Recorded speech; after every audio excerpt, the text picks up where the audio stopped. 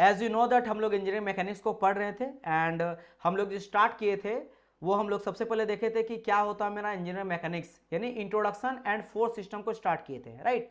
First lecture आप लोग आ चुका है, या आप लोग हो जाएगा second lecture. This is the second lecture of engineering mechanics.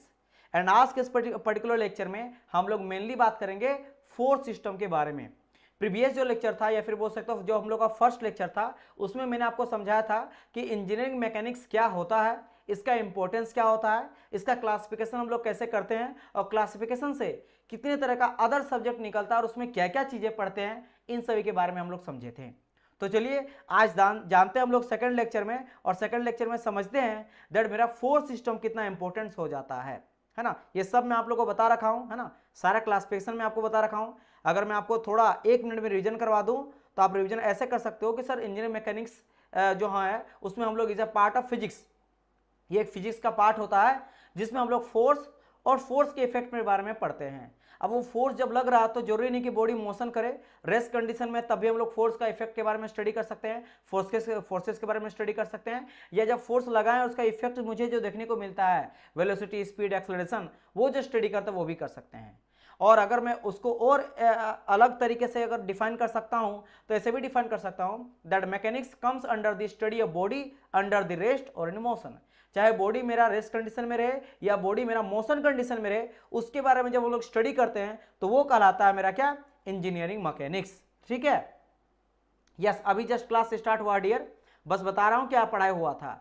फिर हम लोग देखे थे कि मैकेनिक्स जो होता है उसको 3 भाग में डिवाइड करते हैं, एक आ जाता है स्टैटिक्स, एक आ जाता है डायनेमिक्स, और एक आ जाता है हाइड्रोमैकेनिक्स बोलो या फिर हाइड्रोलिक्स बोलो। फर्स्ट वाले पार्ट में हम लोग क्या देखते हैं स्टैटिक्स में, दैट हम लोग यहाँ पे स्टडी करते हैं सॉलिड बॉडी का, है ना, व्हेन एज इट रेस्ट, यानी कि मैकेनिक्स ऑफ सॉलिड जब मेरा रेस्ट कंडीशन में रहेगा सॉलिड, तो उसके बारे में जब बिहेवियर के बारे में स्टडी करते हैं तो वो मेरा स्टडी कहलाता है। और ये हम लोग पढ़ते हैं स्ट्रेंथ ऑफ मटेरियल सब्जेक्ट में। सिमिलरली अगर हम लोग सॉलिड के बारे में स्टडी कर रहे हैं लेकिन वो मेरा मोशन करते हुए स्टडी कर रहे हैं तो वो कहलाता है डायनेमिक्स, जिसको हम लोग पढ़ते हैं थ्योरी ऑफ मशीन टॉम में। और उसके बाद आ जाता है हाइड्रोमैकेनिक्स या फिर हाइड्रोलिक्स मशीन, इसमें हम लोग क्या पढ़ते हैं, मैकेनिक्स ऑफ सॉलिड के बारे, फ्लूइड के बारे में पढ़ते हैं। किसके बारे में, mechanics of fluid in rest और इन मोशन, यानी कि जब मैं फ्लूइड को रेस्ट में या मोशन में उसके बिहेवियर के बारे में स्टडी करता हूं, प्रॉपर्टीज के बारे में जानता हूं, तो वो कहलाता क्या, हाइड्रोमैकेनिक्स या फिर हाइड्रोलिक्स। डायनेमिक्स को भी 2 भाग में डिवाइड करा जाता है, चूंकि मोशन में स्टडी कर रहे हैं। अब ये मोशन में जो स्टडी कर रहे हैं, क्या केवल आपको मोशन के बारे में जानना है या मोशन के साथ साथ उसका कोज भी जानना, कारण भी जानना कि मोशन क्यों हुआ, गति क्यों हुआ, स्पीड क्यों हुआ, वेलोसिटी चेंज क्यों हुआ, एक्सेलरेशन चेंज क्यों हुआ, चेंज क्यों हो रहा है, आ क्यों रहा है, वो जानना है। तो केवल और केवल अगर आपको गति के बारे में जानना, मोशन के बारे में जानना है तो वो पढ़ते हैं काइनेमेटिक्स में, और जब मैं मोशन के साथ साथ उसका कोज जानना चाहता हूं तो पढ़ते उसको काइनेटिक्स में, राइट। ये चीज हो गया। अब बढ़ते आगे। नाउ आज हम लोग देखने वाले हैं, आज के इस पर्टिकुलर सेशन में हम लोग डिस्कस करेंगे मेनली फोर्स सिस्टम के बारे में, कि आखिर मेरा फोर्स सिस्टम क्या होता है और फोर्स सिस्टम का हम लोग कैलकुलेशन कैसे करते हैं, जैसे रिजल्टेंट फाइंड आउट करते हैं। कोई एक बॉडी में नंबर्स ऑफ फोर्स अगर लग रहा है तो उसका रिजल्टेंट कैसे फाइंड आउट करेंगे। अब ये फोर्स सिस्टम के बारे में समझेंगे कि मेरा कितना तरह का फोर्स होता है, पैरेलल फोर्सेस होता है ना, या फिर नॉन पैरेलल फोर्सेस होता है, कई तरह का इंक्लाइंड फोर्स हो जाता है ना, अपोजिट फोर्स, सेम डायरेक्शन में फोर्स, इन सब के बारे में समझेंगे आज के इस पर्टिकुलर सेशन में, है ना। ये अच्छा, और एक मैं आपको बता देता हूं कि ये जो हम लोग का चैप्टर है, जो ये बेसिकली एक तरह से चैप्टर बोलो या फिर एक टॉपिक बोलो, ये one of the most important chapter हो जाता है या टॉपिक हो जाता है इन इंजीनियरिंग मैकेनिक्स। आपको इस चैप्टर से 100% है क्वेश्चन देखने को मिलता ही मिलता है। तो आप ये मान के चलो कि one of the most important chapter हो जाता है इन इंजीनियरिंग मैकेनिक्स। अब मैं आपको कुछ कुछ बेसिक चीजें समझाता हूं, है ना, कुछ कुछ बेसिक चीजें समझाता हूं। यस डियर, जो रहेगा सिलेबस में सब चीज पढ़ा जाएगा, बिल्कुल टेंशन ना लो चंदन, है ना, कर देंगे। अभी पहले जब पढ़ाई स्टार्ट कर दिए हैं तो इसको पढ़ लेते हैं। अगर आपको सिलेबस के बारे में जानना है तो जैसा क्लास का एंड होगा तब मैं आपको डिस्कस पूरा कर दूंगा सिलेबस के बारे में, ठीक है डियर, बिल्कुल टेंशन ना लो। चलिए, good evening to all of you, Chandan, Aditya, Sulabh, Shakti, Ajay, Priyanka, Sarika, सभी बच्चों को गुड इवनिंग मैंने बोल दिया।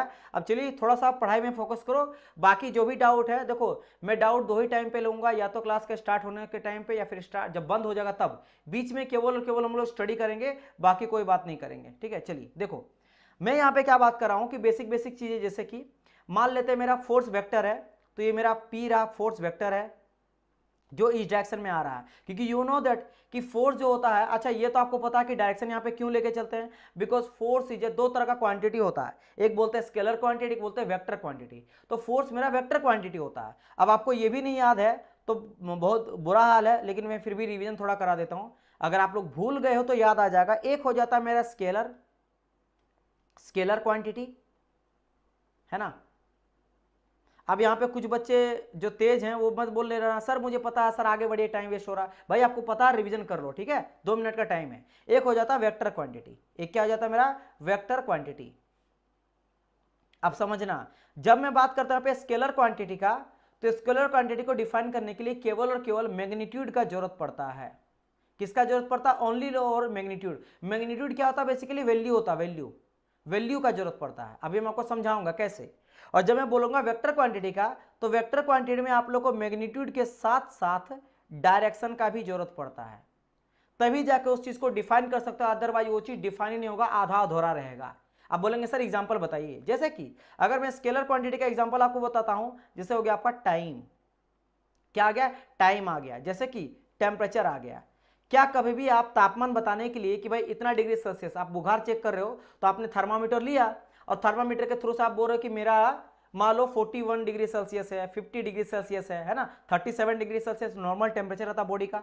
लेकिन उससे ज्यादा है तो आपका बॉडी गर्म है, बुखार वगैरह है। लेकिन क्या आप डायरेक्शन के बारे में बताते हो क्या डॉक्टर को? फिर डॉक्टर बताता है कि आपका बॉडी 41 डिग्री सेंटीग्रेड है इन द नॉर्थ डायरेक्शन। नहीं, डायरेक्शन के बारे में नहीं बताता है। तो यहाँ पे केवल और केवल वैल्यू या मैग्नीट्यूड का जरूरत पड़ा तो मेरा टाइम क्या होगा? Scalar quantity. सिमिलरली अगर बात करेंगे टेम्परेचर का या भी टाइम का, जैसे कितना बज रहा है तो आप बोलेंगे सर अभी बज रहा 8:30 या 9 या 10 बज रहा है या 4 बज रहा है, तो आप बोलते हो कि 4 बज रहा है। एम और पीएम बोलते हो, राइट। एम और पीएम बोलते हो केवल दिखाने के लिए भाई 12 से पहले है, यानी कि मॉर्निंग टाइम है या फिर इवनिंग टाइम है या नाइट है। आप डायरेक्शन के बारे में नहीं बताते हो, तो these are called scalar quantity.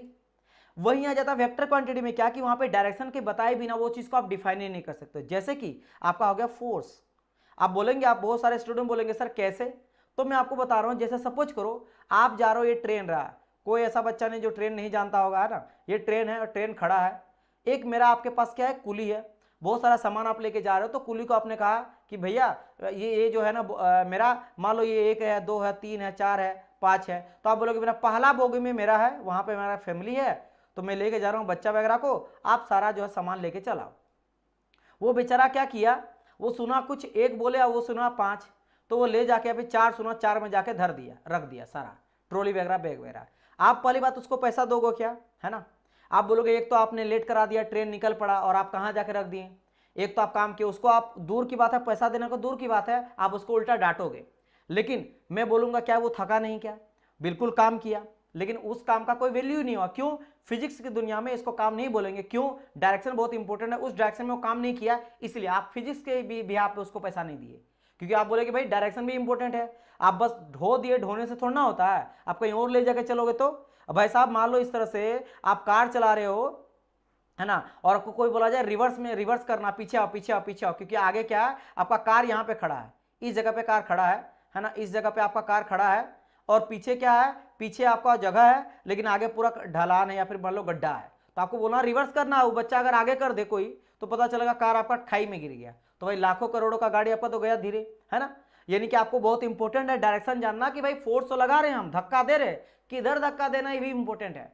तो आपको बताना कि भाई तुम ऐसे आना फिर ऐसे जाना, तो यहाँ पे डायरेक्शन भी इंपॉर्टेंट है, वैल्यू के साथ साथ मैग्नीट्यूड के साथ साथ। तो वेक्टर क्वांटिटी हो गया मेरा क्या? फोर्स। इसीलिए फोर्स आ जाता है वेक्टर क्वांटिटी में। खैर ऐसे तो जानने के लिए बहुत सारा चीज है, जो बेसिक बेसिक चीज आपको पता होना चाहिए। जैसे कि बहुत ज्यादा कंफ्यूजन हो जाता है डिस्टेंस और डिस्प्लेसमेंट में। कई सारे बच्चों को समझ नहीं आता कि डिस्टेंस और डिस्प्लेसमेंट में डिस्टेंस को जो है ना उसको रखा जाता है वेक्टर क्वांटिटी में, स्केलर में, लेकिन जब बात आता है मेरा डिस्प्लेसमेंट का, विस्थापन का, तो वेक्टर क्वांटिटी बन जाता है डिस्प्लेसमेंट। ऐसा क्यों? डिस्टेंस क्या होता है? एक से लेकर 2 पॉइंट के बीच के दूरी को, ए से लेकर बी के दूरी को कोई किधरों से जा रहा साइकिल चला के, ऐसे घूम के गया, ऐसे घूम के गया, ऐसे घूम के गया, वो सब का सब कह रहा कहलाएगा डिस्टेंस, यानी कि डिस्टेंस यानी दूरी।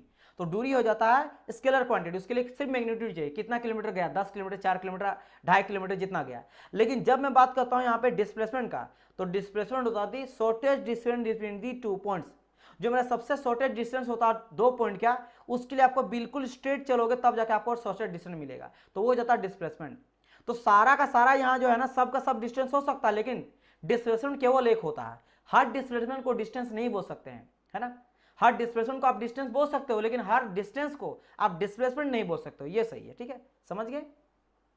एवरी डिस्टेंस जो होता है वो आपका डिस्प्लेसमेंट नहीं हो सकता है, ये बहुत इंपॉर्टेंट है। तो यानी कि आप डायरेक्शन का जरूरत पड़ डिस्प्लेसमेंट नहीं, इसलिए वेक्टर क्वांटिटी। और इसीलिए और एक आ जाता है क्या कि जो स्पीड होता है, स्पीड को हम लोग स्केलर क्वांटिटी बोलेंगे, जबकि जो मेरा वेलोसिटी होता है, वेलोसिटी को बोलते हैं वेक्टर क्वांटिटी। क्यों? क्योंकि स्पीड इक्वल टू होता है डिस्टेंस अपॉन टाइम, और जब मैं बात करता हूं किसका, वेलोसिटी का, तो ये हो जाता है डिस्प्लेसमेंट अपॉन टाइम।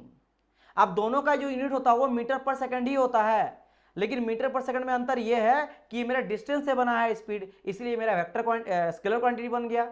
और चूंकि वेक्टर क्वांटिटी जो है ये वेक्टर से बना, डिस्प्लेसमेंट अपॉन टाइम, तो डिस्प्लेसमेंट चूंकि मेरा वेक्टर है इसलिए वेलोसिटी भी वेक्टर क्वांटिटी हो गया। खैर, इतना बताने का पीछे मकसद ये था कि आप ये समझो कि वेक्टर जो होता है वो किस तरह का क्वांटिटी होता है। क्यों मैंने कहा यहाँ पे कि फोर्स जो मेरा वेक्टर क्वांटिटी है, यानी कि यहाँ पे मुझे सिर्फ आपको वैल्यू नहीं बताना है कि वेक्टर का वैल्यू यहाँ पे 10 न्यूटन है, आपको ये भी बताना पड़ेगा एरो कितना है, इसलिए एरो दिखाते हैं हम लोग हैं, समझ गए। अब जब इतना आपको समझ में आ गया तो अब चलते हैं आगे क्लास की ओर।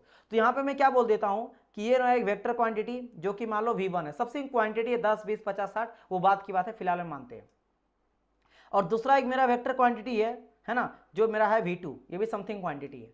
अब अगर आपको यहाँ पे रिजल्टेंट फाइंड आउट करना है कि भाई टोटल मेरा कितना है, इसका रिजल्टेंट कैसे फाइंड आउट करेंगे, तो रिजल्टेंट क्या करते हैं हम लोग, इसको लॉक कर देते हैं, ये जो ट्रायंगल जैसा बन रहा है ना इसको लॉक कर देंगे। और एरो का भी ध्यान रखना है, एरो हमेशा अपोजिट रहेगा, यानी उसको लॉक करेगा, बंद करेगा, चलेगा नहीं। जैसा अगर आप ध्यान दिए होंगे तो ये एरो जा रहा है कुछ इस डायरेक्शन पे, ये गया कुछ इस डायरेक्शन में, अभी अगर ऐसे डायरेक्शन कर देता ना घूम जाता, फिर वो मेरा रिजल्टेंट नहीं देता। रिजल्टेंट तभी देगा जब इसको क्लोज करेगा, यानी कि जस्ट डायरेक्शन का अपोजिट कर देगा। तो देखो दोनों के जस्ट अपोजिट डायरेक्शन में ये ऐसे करके गया और जाके क्लोज कर दिया, तो अपोजिट डायरेक्शन गया, तो ये मुझे जो देगा ना, ये दोनों को मतलब जहां से स्टार्ट किया था, देखो स्टार्ट कहां से किया था, इस जगह से स्टार्ट किया था, और एंड कहां हुआ, इस जगह पे। तो स्टार्ट और एंड को पॉइंट को मिलाओ और जाके बंद कर दो और डायरेक्शन को अपोजिट कर दो, ये मुझे दे देता है रिजल्टेंट वेक्टर। रिजल्टेंट मतलब सम ऑफ द टोटल वैल्यू आपको यहाँ पे दे दिया, क्या दे दिया, टोटल वैल्यू आपको यहाँ पे दे दिया। तो यानी बोल सकते हैं कि V3 इक्वल टू क्या हो गया, V1 प्लस V2, तो this is your resultant vector. ये मैं बिल्कुल आपको बच्चा जैसा भी समझा रहा हूं। अब नाउ इतना चीज थोड़ा बेसिक समझ गए, थोड़ा सा मैं और बात करता हूं किसके बारे में, कि रिजल्टेंट बेसिकली क्या होता है, what is the definition of resultant. तो resultant is the sum of the effect of all forces acting on a body.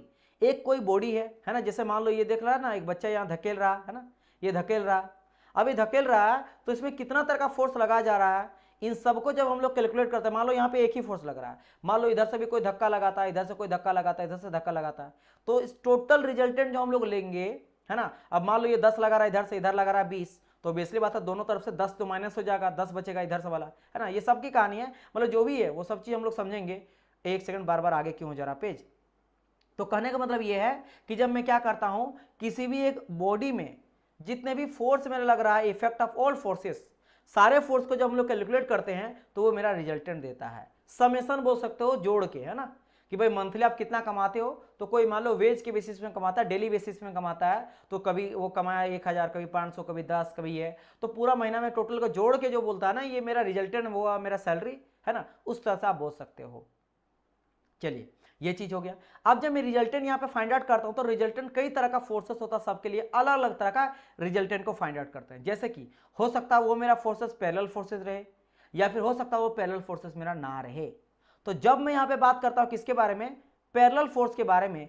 Parallel means क्या होता है कि जब दो फोर्स आपस में कभी भी एक दूसरे को कट नहीं करता है, नेवर इंटरसेक्ट ईच अदर। या फिर ये भी बोल सकते हो कि जब दोनों के बीच का जो डिस्टेंस रहता है वो कभी भी वेरी नहीं करेगा, बढ़ेगा नहीं, एकदम कांस्टेंट रहता, तब उसको कहते हैं पैरेलल फोर्सेस। जैसे इसके बीच में जितना डिस्टेंस है वो चाहे यहां रहे, यहां रहे, यहां रहे, यहां रहे, बिल्कुल सेम है, तो इसको हम लोग बोलेंगे क्या, पैरेलल फोर्सेस। तो पैरेलल फोर्सेस का जब आपको रिजल्टेंट फाइंड आउट करने बोला जाएगा तो वेरी सिंपल। अब पैरेलल फोर्सेस भी दो तरह का होता है, एक होता है parallel forces in the same direction और parallel forces in the opposite direction. जब मेरा सेम डायरेक्शन में रहा तो दोनों को जोड़ देते हैं बस।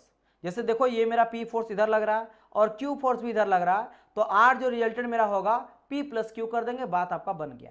लेकिन जब अपोजिट डायरेक्शन में रहेगा, जैसे P आपका लग रहा है इस डायरेक्शन में और Q लग रहा है इस डायरेक्शन में, और यहाँ पे जो भी बड़ा रहेगा वैल्यू, उस बड़ा से छोटा को घटा देंगे, तो यहाँ पे देखो r equal to p minus q कर दिए हैं when p is greater than q। जैसे अगर मैं इस तरह से बोलूंगा कि p का जो वैल्यू है वो मेरा 20 न्यूटन है और q का जो वैल्यू है वो 10 न्यूटन है, तो रिजल्टेंट क्या आ जाएगा 20 न्यूटन माइनस 10 न्यूटन बराबर 10 न्यूटन। और इसका डायरेक्शन भी आपको दिखाना पड़ेगा, डायरेक्शन किधर होगा, तो 20 किधर है, ज्यादा ज्यादा वैल्यू जिधर है, तो ज्यादा वैल्यू आपका है इस डायरेक्शन में। यानी कि अगर मैं कोई इस तरह का ऑब्जेक्ट रहा और इसको इधर से कोई धक्का लग रहा है 20 न्यूटन का और इधर से कोई धक्का लग रहा है 10 न्यूटन का, तो ऑब्वियसली बात है आपका बॉडी मूव करेगा इस डायरेक्शन पे। इस डायरेक्शन में कैसे क्यों मूव करेगा, क्योंकि 20 माइनस 10 हुआ तो 10 ज्यादा ही पड़ा, मतलब मूव करके जाएगा। हाँ, अगर मैं बोलूंगा कि ये बॉडी मुझे रेस्ट कंडीशन में रखना है तो यहाँ पे आपको और 10 न्यूटन लगाना पड़ेगा, किसी और एक इंसान को लगाना पड़ेगा इसी तरह का वैल्यू, ताकि 10 10 मिलके 20 हो गया। अब इधर से भी 20 आ रहा है, इधर से भी 20 आ रहा है, तो 20 और 20 दोनों क्या हो गया, 0 हो गया। यानी कि बॉडी रेस्ट कंडीशन में रहेगा, ये कहीं भी चलेगा नहीं, ये जैसा का तैसा रहेगा, ये जैसा का तैसा रहेगा। इसीलिए हम लोग घटाते हैं, समझ गए। और जब मैं बोला इसको ऐड कर दिए, ऐड कर दिए कहने का मतलब क्या है कि कोई इतना बड़ा बक्सा है ना, इस बॉक्स को आप धकेल नहीं पा रहे हो, इधर से कोई आप लगा रहा 10 न्यूटन का एक बच्चा जो 10 न्यूटन का फोर्स लगा रहा है और वो नहीं धक्का पा रहा, तो और एक बच्चा आया वो भी 10 न्यूटन का फोर्स लगाया और वो हेल्प किया, तब जाकर मूव कर गया। अब बॉडी क्या करने लगा, मूवमेंट करने लगा, आगे चल गया, 20 न्यूटन का लग गया। तो आपने बेसिकली क्या हुआ उसके साथ, बुझो ना, मैं कार को धक्का नहीं दे पा रहा हूं तो कोई बोलता और एक आ जाओ, वो भी धक्का देता तो चल पड़ता है। तो बेसिकली आप क्या करते हो, आप ऐड करते हो फोर्स को, दोनों फोर्स को ऐड कर जाता सेम डायरेक्शन में। लेकिन कोई अगर कार को इधर से धक्का दे रहा है, कोई इधर से धक्का दे तो घटाना पड़ेगा, ठीक है। चलिए ये चीज, जिसके पास ज्यादा ताकत है उधर ही मूवमेंट कर जाएगा। तो ये तो हो गया भाई पैरेलल का कहानी। तो पैरेलल फोर्सेस के लिए बिल्कुल दिक्कत नहीं होता रिजल्टेंट फाइंड आउट करने का। कहानी स्टार्ट होता कब, जब होता बारी नॉन पैरेलल फोर्सेस का। जब मेरा पैरेलल फोर्सेस नहीं होता ना, तब आता दिक्कत। अब समझना कैसे, अब समझना कैसे। अच्छा, आप बोलेंगे सर पैरेलल फोर्सेस कहां कहां दिखने को मिलता है।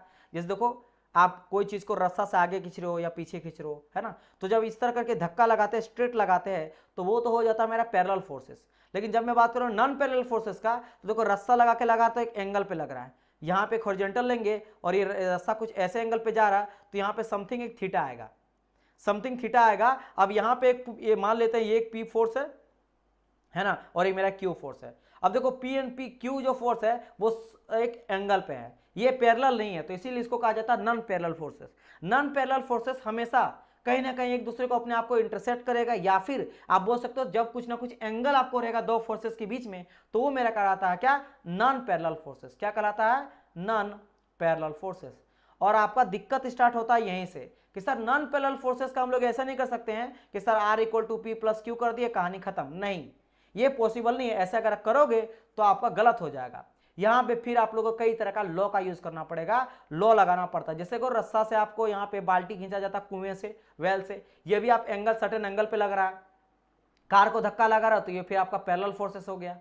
यहाँ पे जैसे ट्रॉली बैग होता है, शॉपिंग करने जाते हो, ये बिल्कुल स्ट्रेट लगाते हो तो फिर पैरेलल फोर्सेस हो गया, है ना। जैसे हथौड़ा मारते हैं बिल्कुल पैरेलली मारते हैं तो भी पैरेलल फोर्सेस हो गया। तो डिपेंड ये करता है कि पैरेलल या नॉन पैरेलल है। तो जब मैं बात करता हूँ नॉन पैरेलल का, तो ये हो जाता कहानी यहाँ स्टार्ट, जहां से देख सकते हो कई सारा काम है। आप झाड़ू लगाते हो, कोई चीज को उठा रहे हो तो भी एक सर्टेन एंगल पे लगाते हैं, है ना, तो ये भी एक तरह से ये फोर्स एक मेरा लग रहा है ना, क्योंकि ऑब्वियसली बात है आप धक्का दे धरती को पुश कर रहे हो, है ना, तो धरती जो है इधर से मेरा एक फोर्स लगाएगा लगा, जिसको बोलते हैं friction force, against the motion, against the force लगाएगा। और एक आप उधर से लगा रहे हो, तो दोनों, एक आपका इधर चल जा रहा है, एक आपका इधर चल रहा है, तो कुछ ऐसा आपका एंगल बच रहा है बीच में, तो ये भी क्या हो गया, मेरा नॉन पैरेलल फोर्सेस हो गया। इसके अलावा मैंने जैसे कहा रस्सा से खींचोगे कोई चीज को, वो भी ग्रास काटने वाला जो मशीन रहता है वहां भी देखते हो, तो ये भी क्या होता है, एक नॉन पैरेलल फोर्सेस हो गया। आप जब झूला झूलते हो, है ना, कई सारे जगह होता है झींज वगैरह पेड़ वगैरह में रस्सा बांध देते हैं, झूलते हैं, तो यहाँ भी देख सकते हो, यहाँ भी एक एंगल आपका बन रहा है, सबके बीच में एक एंगल बन रहा है, तो यहाँ भी कुछ ना कुछ फोर्सेस आपको एंगल पे दिखाई दे रहा होगा, समझ गए। जो आप देखते हो ब्रिज वगैरह, है ना, कई तरह का ब्रिज देखते हो, सब ब्रिज में देखना कुछ आपका ऐसे रहता है ना, ऐसा बना हुआ रहता है कि नहीं, ऐसा आपका ब्रिज जाता है, कुछ ऐसे ब्रिज जाता है, राइट, ऐसा रहता है। तो यहाँ भी जो है मेरा फोर्स लगता है, कुछ ऐसे लगता है फोर्स और कुछ ऐसे फोर्स मेरा लगता है, तो यहाँ भी क्या था, सर्टेन एंगल पे आप लोग को फोर्स देखने को मिलता है। तो ये सब these all are my example of non parallel forces. Well से कुआं खींचना, जैसे देखो ना यहाँ पे एंगल भी दिखा गया है कि हॉरिजॉन्टल के साथ 30 और 45 का बना रहा है, तो आप हर जगह देखोगे तो यहाँ पे आपको थीटा थीटा जो है यानी कि एक एंगल पे है, यानी कि पैरेलल फोर्सेस तो नहीं है। अब इन सभी का हम लोग कैसे कैलकुलेट करेंगे, हम लोग रिजल्टेंट, ये आता है कहानी यहाँ से स्टार्ट। तो इसके लिए क्या करते हैं, अलग अलग तरह का लॉ को इंट्रोड्यूस करा गया है इसको समझने के लिए, इसका रिजल्टेंट को फाइंड आउट करने के लिए। याद करो जब मैं आप लोगों को थर्मोडायनेमिक्स पढ़ाया था तो थर्मोडायनेमिक्स में मैं आपको कहा था कि भाई सॉलिड को और लिक्विड को स्टडी करना बहुत ही ईजी रहता है। क्यों? क्योंकि वो ज्यादा मोशन नहीं करता, रेंडम बिहेवियर शो नहीं करता है। लेकिन जब गैस का स्टडी करते हैं तो गैस का स्टडी करना बहुत डिफिकल्ट क्यों है? बिकॉज गैस जो होता है वो रेंडम बिहेवियर को शो करता है, वो बहुत ज्यादा मोशन करता है, कुछ भी करते रहता है।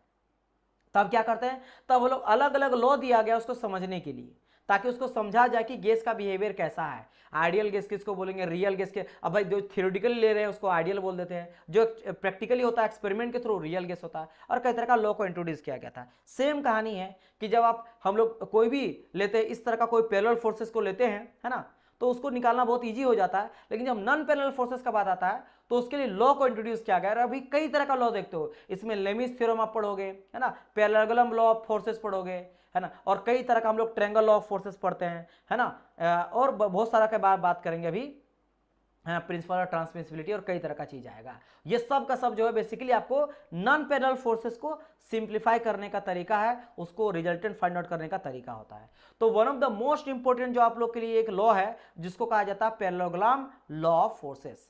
क्या कहा जाता है? Parallelogram law of forces. देखो इसका डेरिवेशन में क्यों बनाया हूं, बिकॉज इसका डेरिवेशन से क्वेश्चन आपसे पूछा जाता है। अगर आप डेरिवेशन देखोगे तो आपका लगभग जितने भी नॉन पैरेलल फोर्सेस है ना, वो 80% जो है ना आपका पैरेललोग्राम लॉ ऑफ फोर्सेस से काम चल जाता है ना, इसी से काम चल जाता है, क्योंकि इसी से डेवलप करके लेमिस थ्योरम वगैरह को बनाया गया। तो इस लॉ को थोड़ा अच्छे से समझना, कैसे काम करता है, किस तरह से डेरिवेशन होता है, किस तरह से बनता है, सारा डायग्राम अच्छी तरह से आप समझोगे तो आपके लिए बहुत ईजी हो जाएगा। अब समझो कि यहाँ पे क्या करा गया है। इसमें यह है कि जैसे मैंने कहा कि दो फोर्स मुझे लेना पड़ेगा जो सर्टेन एंगल पे, या दोनों क्या हो रहा है कि जैसे जैसे दूर भाग रहे हैं या सामने आ रहा है उसका डिस्टेंस अलग हो जा रहा है। तो देखो मान लेते हैं यहाँ पे एक मैं फोर्स लिया हूं, एक मैं यहाँ पे फोर्स लिया हूं, तो एक फोर्स में लिया हूं पी फोर्स और एक क्यू फोर्स। हमेशा हम लोग पी एंड क्यू लेके चलेंगे ताकि आपके लिए इजी रहेगा ना। हमेशा दो फोर्स लेंगे ना, पी एंड क्यू लेंगे और रिजल्टेंट आर लेके चलेंगे, कोई भी हम लोग पढ़ेंगे ताकि आपके लिए इजी हो जाए, है ना। चलो तो एक फोर्स मैंने क्या लिया, इधर मैं लिया हूं पी फोर्स को ले लिया हूं, और इधर मैं लिया हूं क्यू फोर्स को लिया हूं। वेक्टर क्वांटिटी है तो आपको यहां पे दिखा रहा है, डायरेक्शन भी दिखाया जा रहा है कि ऊपर की ओर जा रहा है, आगे की ओर जा रहा है। ठीक है भाई, ठीक है, इतना समझ गए। अब मुझे इसका रिजल्टेंट फाइंड करना, तो क्या करेंगे, क्योंकि यहां पे कहा गया ना पैरेललोग्राम लॉ ऑफ फोर्सेस, तो मैं क्या करूंगा, इसको एक पैरेललोग्राम में पहले तो कन्वर्ट कर दूंगा। तो इससे मुझे एक पैरेललोग्राम बनाना है, और पैरेललोग्राम का जो डायगोनल रहेगा, डायगोनल इसका रिजल्टेंट दे देगा। सिंपल कहानी है। तो भाई पैरेललोग्राम क्या होता है सर? पैरेललोग्राम क्या होता है कि लगभग आपको देखोगे कैसा दिखने, रेक्टेंगल जैसा रहता है, लेकिन एक सर्टेन एंगल पे। इसका भी साइड, सारा साइड सेम रहता है, जैसा आपको देखने को मिलता है ना, इसको रेक्टेंगल बोलते हैं। ये जिसका जितना रहेगा लेंथ, इतना लेंथ ये रहेगा, ये जितना रहेगा ये इतना ही रहेगा। दोनों आपस में चारों आमने सामने का जो आपका रहता है साइड्स, वो इक्वल रहता है, सेम रहता है पैरेललोग्राम। बस अंतर क्या रहता है, सबको एक एंगल पे टिल्ट कर दो, ये एंगल ऐसे हो गया, ये ऐसे चल गया। जैसे इसको मैं अगर पैरेललोग्राम बनाऊंगा तो कैसा कैसा बन जाएगा, ऐसा ऐसा ऐसा और ऐसा। तो यहाँ भी ये सामने सामने आमने सामने का भुजा जो है साइड से वो इक्वल होता है, इसी को बोलते हैं पैरेललोग्राम। तो पैरेललोग्राम कैसे कन्वर्ट करेंगे, तो देखो ये रहा मेरा क्यू, ये रहा मेरा पी, दो फोर्स है। तो मैं इसी तरह का क्या आगे करके खींचा, और सर्टन एंगल पे, जितना एंगल पे ये टिल्ट था उतना एंगल पे इसको भी मैं डाल दिया। इसलिए देखोगे कि ये मेरा हॉरिजॉन्टल के साथ जितना एंगल बना रहा थीटा एंगल, तो ये भी जो रहेगा ना इसके साथ ये थीटा एंगल ही बनाएगा। मतलब कहने का मतलब क्या है कि भाई सेम चीज है ना, क्योंकि इसलिए तो बना। तो यहाँ पे आप, मैं इस तरह से फिर से समझा दे रहा हूँ कि मेरा एक फोर्स था क्यू फोर्स, तो ये मेरा हॉरिजॉन्टल के साथ क्यू थीटा एंगल बना रहा था। तो ये भी जो मैंने एक लिया ना, ये भी मेरा हॉरिजॉन्टल के साथ थीटा एंगल बनाएगा, पहला चीज। दूसरा चूंकि मैं पैरेललोग्राम का साइड सेम रहा था, तो ये जो मेरा है पी क्यू फोर्स है, तो इसका भी वैल्यू मेरा क्यू ही लेके चलेंगे। तो ये क्यू तो ये भी क्यू। अच्छा दूसरा चीज, इसको मैं P लेके चला था ना, तो ये भी क्या होगा मेरा P ही कहलाएगा। तो ये P तो ये भी, इन दोनों का वैल्यू को हम लोग सेम ले सकते हैं, स्टडी के लिए यूज किया जाएगा। इतना समझ गए। अब जब ये मेरा पैरेललोग्राम बन गया, रेड कलर से दिखा दे रहा हूं, ये मेरा एक पैरेललोग्राम बन के रेडी हो गया, रेडी हो गया। अब इसके बाद समझो मुझे निकालना क्या है। जैसे मैंने कहा कि सर इसका जो डायगोनल होगा ना, ये डायगोनल क्या होता है, उसके कॉर्नर को मिला दो, है ना, कॉर्नर को मिला देंगे सर, मेरा डायगोनल दे देगा। यही डायगोनल आपका इसका रिजल्टेंट देगा कि दोनों फोर्स का Q एंड P का जो फोर्स है, इसका रिजल्टेंट R से पता चल जाएगा, रिजल्टेंट से पता चल जाएगा, इसके डायगोनल से पता चल जाएगा। बट सर कैसे निकालेंगे, उसके लिए मुझे अब मैथमेटिकल चीजें जो है ना उसको यूज करना पड़ेगा, ज्योमेट्री का, ट्रिगोनोमेट्री का चीजें कुछ कुछ यूज करेंगे, ज्योमेट्री का कुछ कुछ चीजें यूज करेंगे, क्योंकि अब इससे पैरेललोग्राम रही है तो उसका कई सारी चीज देखेंगे। अब कैसे करेंगे सर वो समझना। उससे पहले मैं आपको दो चीज और बता देता हूं। एंगल, दो तरह का एंगल यहां पे लेके चलेंगे। एक एंगल लेके चलेंगे फोर्स के बीच का एंगल, और एक लेंगे रिजल्टेंट और फोर्स के बीच का एंगल। अब बोलेंगे सर क्या आपने कहा, तो समझो पहली बात, जैसे यहां पे दो फोर्स आपको नजर आ रहा ना, एक फोर्स क्या है Q और एक फोर्स आपका P। तो ये दो मेरा फोर्सेस है, दो मेरा फोर्सेस है, फोर्स को साइड्स के बेसिस पे दिखाया गया, एक मेरा P है एक मेरा Q है। इसके बीच का एंगल को हमेशा हम लोग थीटा मानेंगे। ये आप लोग को रट लेना है, याद कर लेना कि जब भी दो फोर्स के बीच का एंगल रहेगा उसको थीटा लेके चलेंगे। तो कभी भी कंफ्यूजन नहीं होना कि थीटा किसके बीच का एंगल है, ये फोर्सेस के बीच के एंगल को थीटा लेके चलेंगे, समझ गए। Theta is the angle, angle short में लिखा जाता है इस तरह से, बिटवीन को शॉर्ट में लिखा जाता है between two forces, two forces, ठीक है। P एंड Q यहां पे लेके चले हैं, तो P एंड Q के बीच का जो एंगल है उसको थीटा लेके चलेंगे, थीटा। और एक हो जाता है मेरा एंगल जिसको बोलते हैं फाई। अब फाई किसके बीच होता है, ये देख रहे हो आपका रिजल्टेंट है ना, तो रिजल्टेंट और कोई एक फोर्स ले लो, यहां दो फोर्स है, जैसे आपका P रहा या Q रहा, तो P के बीच का जो ये एंगल आएगा इसको हम लोग फाई लेके चलेंगे। क्या लेके चलेंगे, फाई। तो फाई जो होता है ये क्या होता है, एंगल बिटवीन दी वन, कोई भी आपका वन ले लो, वन आप फोर्स ले लो, फोर्स एंड रिजल्टेंट आर। या हो सकता है ये फाई आप ये भी ले सकते हो, कोई दिक्कत नहीं है, आप ये आर लेना रिजल्टेंट और ये फोर्स में क्यू लिया, इसके बीच का को भी फाई मान लो, कोई दिक्कत नहीं है। मैं फिलहाल मान के चला हूं नीचे वाला है ना, तो मैं नीचे वाला ही कैलकुलेट करूंगा, और जब भी आएगा यही मान के चलूंगा, तो आपको दिक्कत नहीं होगा। लेकिन ये भी पता होना चाहिए कि दोनों हो सकता है। चलो ये चीज आपको पता चल गया। तो देखो यहाँ पे कोई वही किया गया है, इसके बीच का जो एंगल लिया गया है वो क्यू लिया गया यहां से, है ना, पूरा का पूरा। इसीलिए देख सकते हो ये भी जो लिया हॉरिजॉन्टल के साथ वो भी आपका क्यू लिया गया है। सेम इसको क्यू माना फोर्स, तो ये भी क्यू फोर्स है। इसको पी फोर्स माना है क्योंकि ये भी मेरा पी था, है ना। इसके अलावा अब देखो समझो कहानी, मुझे निकालना क्या है, आर निकालना है। तो आर के लिए मुझे नीचे वाला इसको तो जरूरत पड़ेगा, और इस क्योंकि ट्रायंगल बनाने के लिए दो साइड आया, अब मुझे और एक साइड चाहिए। तो और एक साइड के लिए क्या करेंगे हम लोग, एक बना देंगे राइट एंगल ट्रायंगल। कि जब राइट एंगल ट्रायंगल आ जाता ना, तो उसको हम लोग अच्छी तरह से ट्रिगोनोमेट्री का यूज करके, जो होता है ना भाई, आप बचपन में पढ़े होंगे ना, पंडित बिहारी, है ना, प्रसाद हरी हरी बोल। वैसे तो भाई हजार गो में फॉर्मूला जाता है, हजार तरह से कहा जाता है। पंडित ने बोला पंडिताइन से हरी हरी बोल, है ना, ऐसे कई तरह था। पंडित बोला पंडिताइन से हरी हरी बोल, कई मतलब कई सारा देखते हो, जिसमें आ जाता है आपका साइन आ जाता है, कॉस आ जाता है टेन, साइन कॉस टेन, और नीचे से देखोगे ना, जैसे साइन इक्वल टू क्या आ जाता है पी बाई एच, है ना, कॉस इक्वल टू आ जाता है बी बाई एच, और टेन इक्वल टू आ जाता है पी बाई एच। ऊपर से नीचे की ओर आएंगे, और नीचे से आएंगे तो आ जाता है कॉसेक सेक एंड कॉट, है ना, टेन, है ना। ये जाता तो ये कैसे जाता है कि H by P, H by P, यहाँ पे आप पी बी एच, ये सभी क्या है, पी जो होता है वो मेरा परपेंडिकुलर होता है, बी जो होता है वो मेरा बेस होता है, एर एच होता है हाइपोटेनियस। जैसे कोई भी रेक्टेंगल आप बनाते हो, राइट एंगल ट्रायंगल बनाते हो, तो जैसे मैं ये राइट एंगल ट्रायंगल बनाया, है ना, तो इसका जो ये होता है that is called your base, इसको क्या बोलते हैं, बेस कहा जाता है, बेस कहा जाता है, इसको बी से दिखाया जाता है ना। एच जो होता है उसको हाइट से दिखाते हैं, हाइपोटेनियस को दिखाते हैं, समझ गए। एक सेकंड, परपेंडिकुलर को दिखाते हैं, एक सेकंड, सॉरी, हाइट में बोला नहीं, परपेंडिकुलर। तो परपेंडिकुलर, ये परपेंडिकुलर क्यों, क्योंकि एक साइड जो होता है मेरा 90 डिग्री में बना रहता है, this is called your perpendicular, इसलिए पी से दिखाते हैं। और एक आता है हाइपोटेनियस, हाइपोटेनियस जो होता है सबसे लंबा, जो होता है सबसे बड़ा साइड, उसको एच बोलते हैं। और हम लोग निकालते थे ना, यूज करते थे पाइथागोरस प्रमेय, जिसको बोलते थे एच इक्वल टू हो जाता था, या फिर h square equal to p square plus B square, ये लेके चलते थे। फिर समटाइम क्या करते हैं, स्क्वायर हटा देंगे अगर यहाँ से, तो रूट अंडर चढ़ जाता था p square plus B square. मुझे पता कि इतना फंडामेंटल आप लोगों को पता होना चाहिए। सेम चीज का यूज करेंगे, इसीलिए मैं क्या किया हूं, यहां मैं ड्रॉ किया हूं ना, ये मेरा पैरेललोग्राम कुछ ऐसा था, तो मैं क्या कर रहा हूं, एक मैं यहां पे, एक मैं 90 डिग्री एक मैं ड्रॉ कर दिया हूं इस तरह से, है ना, इस तरह से स्ट्रेट लाइन को ड्रॉ कर दिया हूं, और ये जो बी पार्ट यहां से था इसको आके मिला दिया हूं। ये क्यों मिलाया हूं, क्योंकि अब मुझे एक राइट एंगल ट्रायंगल मुझे ऐसे नजर आ रहा है, क्योंकि मुझे क्यों क्या चाहिए, मुझे चाहिए आर, ओहो, मुझे क्या चाहिए, आर चाहिए, आर। इस आर के लिए यहां तो है, लेकिन राइट एंगल ट्रायंगल फिलहाल नहीं बन रहा है, ऐसा बन रहा था, तो मैं क्या करा, इसको राइट एंगल ट्रायंगल ऐसे करके बना दिया गया, थोड़ा आगे ऐसे करा, ऐसे करके राइट एंगल ट्रायंगल बन गया। किसके किसके बीच में, ओ के बीच में, ये सी मेरा बीच है, ये नोमेनक्लेचर कर दिया, आप नोमेनक्लेचर में कुछ भी लिख सकते हो। तो मैंने सिंपल क्या करा, इस तरह से ए बोल दिया है, बी बोल दिया, सी बोल दिया है, और डी इसको बोल दिया, ए बी सी डी बोल दिया, इसको ओ से स्टार्ट हो रहा था इसलिए ओ लिख दिया गया। बाकी फोर्सेस तो मैंने आपको समझा दिया, पी पी है, क्यू क्यू है ना, ये चीज है।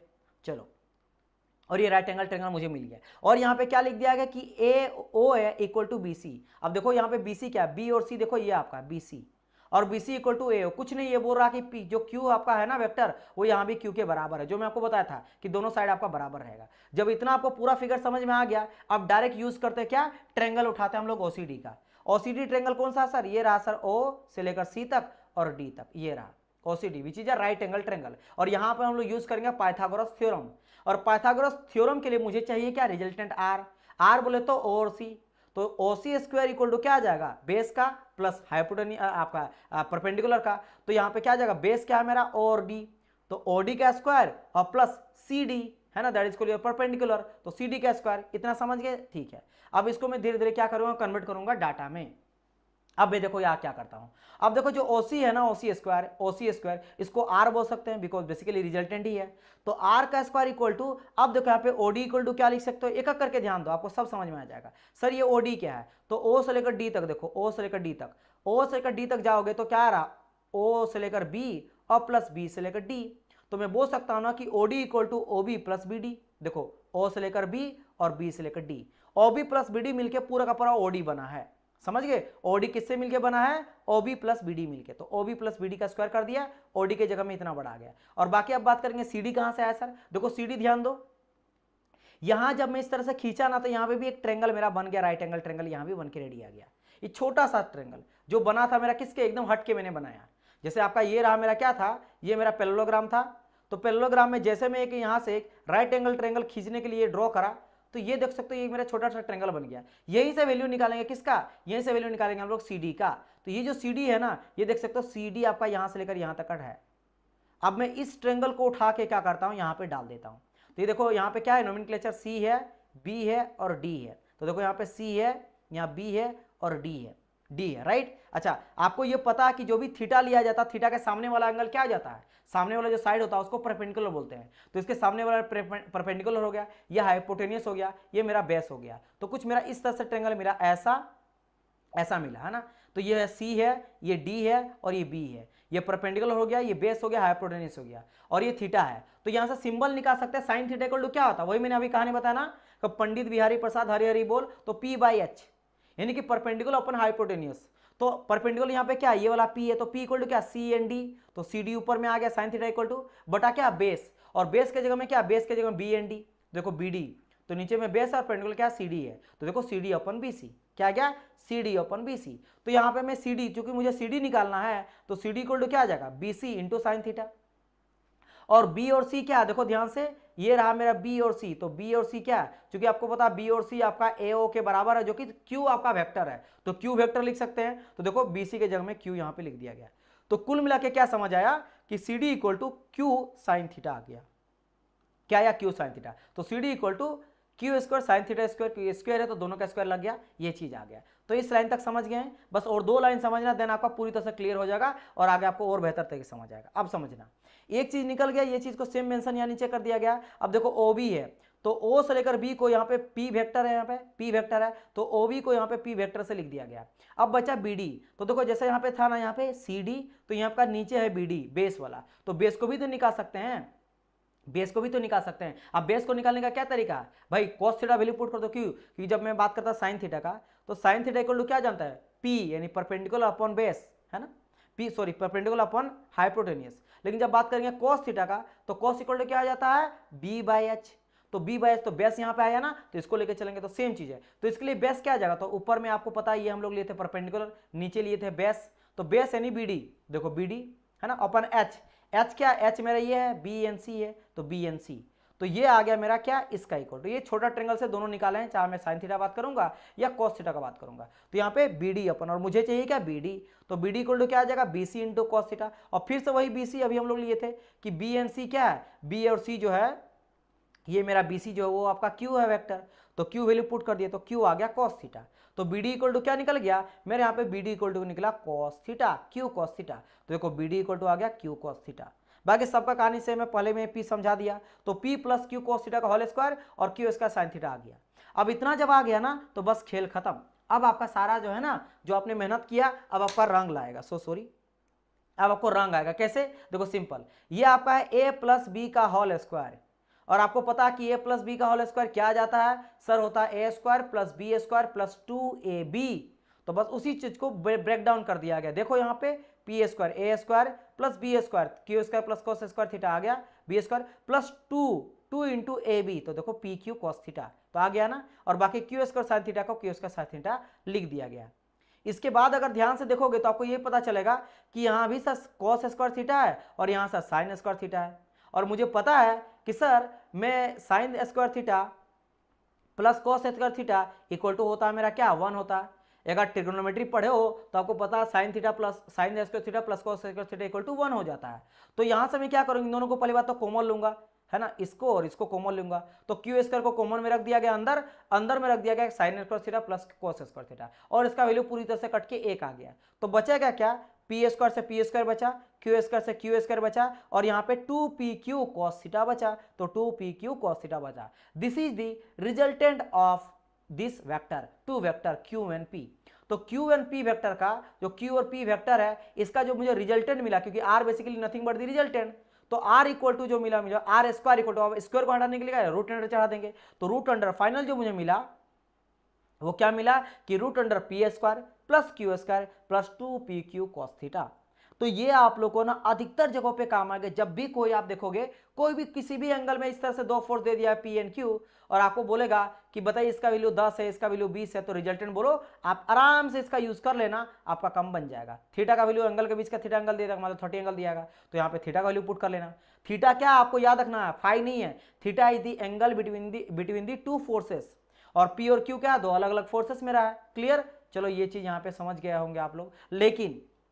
लेकिन अभी यहाँ पे खत्म नहीं होता, क्यों, क्योंकि सर हम लोग क्या निकाले, सर रिजल्टेंट निकाले, किसका निकाले, फोर्सेस का, नॉन पैरेलल फोर्सेस का, लेकिन है तो फोर्सेस का, और फोर्स क्या होता है सर, फोर्स मेरा होता है वेक्टर क्वांटिटी, और सर जब वेक्टर क्वांटिटी आया तो वेक्टर क्वांटिटी मेरा मैग्नीट्यूड भी होता है और साथ साथ में डायरेक्शन भी होता है। तो सर आपने जो अभी निकाला ये तो वैल्यू निकाला, रिजल्टेंट का वैल्यू यानी रिजल्टेंट का मैग्नीट्यूड, अभी रिजल्टेंट का डायरेक्शन क्या होगा, क्योंकि है वेक्टर क्वांटिटी, डायरेक्शन भी आपको बताना पड़ेगा, तो डायरेक्शन का भी एक फॉर्मूला होता है, क्या होता है, डायरेक्शन का भी फॉर्मूला होता है। डायरेक्शन का फॉर्मूला क्या हो जाता है, वो हो जाता है tan थीटा इक्वल टू, आप बोलेंगे सर कैसे आपका tan थीटा, आप डायरेक्शन लेके चल रहे हो, देखो यही तो मेरा रिजल्टेंट है, तो मैं बोलूंगा ना किसी के साथ ले लो, आप इसके साथ, जैसे p के साथ में लिया हूं फाई, आप इसके साथ भी ले सकते हो, इसको भी फाई मान सकते हो, कोई दिक्कत नहीं है। मैं इसके साथ चलाऊं कि भाई इसके साथ कितना ये किस डायरेक्शन में जा रहा है, ये डायरेक्शन जानना चाह रहा हूं, तो tan फाई यहां पे लिया, tan फाई क्यों, क्योंकि फिर से ये राइट एंगल ट्रायंगल का यूज करेंगे और वहां से यूज करेंगे, और right angle triangle equal to क्या जाता है हमारा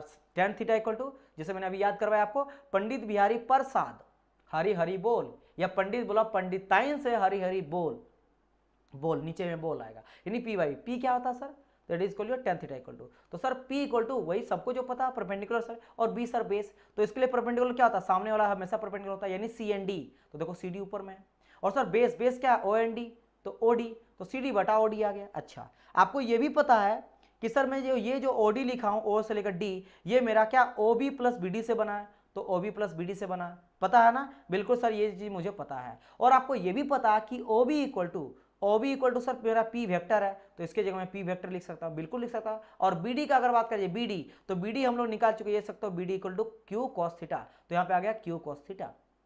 और सीडी भी निकाल चुके हैं सर, सीडी इक्वल टू आ गया मेरा क्यू साइन थीटा, तो क्यू साइन थीटा। यहाँ पे कुछ भी करने का जरूरत पड़ा, कुछ भी करने का जरूरत नहीं पड़ा, डायरेक्ट आपका निकाला बनाया हुआ था फॉर्मूला, डायरेक्ट आपने वैल्यू पुट कर दिया, और यहाँ से पता चल गया कि डायरेक्शन, रिजल्टेंट का डायरेक्शन क्या होगा और रिजल्टेंट का वैल्यू कितना होगा, तो वैल्यू ऑफ द रिजल्टेंट और direction of the resultant. Why क्यों निकाले दोनों चीज, because is vector quantity, force या वेक्टर क्वांटिटी, और जो कि नॉन पैरेलल है इसीलिए हम लोग ये सभी ड्रामा यूज किए, ये सभी फंडा यूज किए, तब जाके निकाले।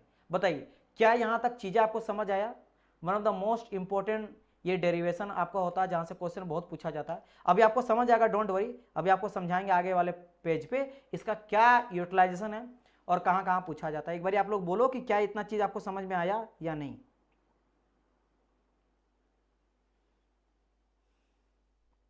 चलिए, सेशन पसंद लग रहा तो सेशन को लाइक करते रहना सारे बच्चे। यस सर क्लियर है, okay dear, thank you Aditya. Reply करो आप लोग, रिप्लाई नहीं करोगे तो मुझे पता कैसे चलेगा।